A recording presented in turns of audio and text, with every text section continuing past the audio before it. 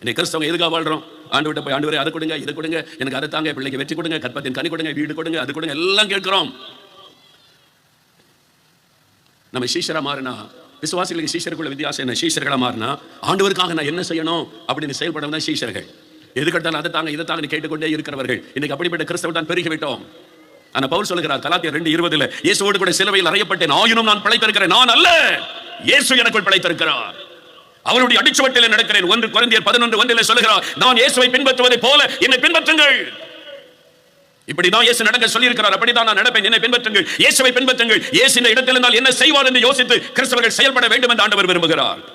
1 கொரிந்தியர் 10:30 வாசிக்கிறோம், புசித்தாலும் குடித்தாலும் இதை செய்தாலும் கர்த்தருக்கென்று செய்யுங்கள், நான் வாழ்வது இயேசுவுக்காக, நான் சாப்பிட்டால் இயேசுவுக்காக, நான் உடுத்தினால் இயேசுவுக்காக, நான் படித்தால் இயேசுவுக்காக, நான் வேலை செய்தால் இயேசுவுக்காக, நான் பிசினஸ் பண்ணினால் இயேசுவுக்காக, நான் என்ன செய்தாலும் இயேசுவுக்காக, இயேசுவுக்காக, எனக்காக சிலுவை சுமந்து மரித்த இயேசுவுக்காக. அப்படிப்பட்ட சிந்தையோடு வாழ வைக்கிறவர் தான் ஆவியானவர்.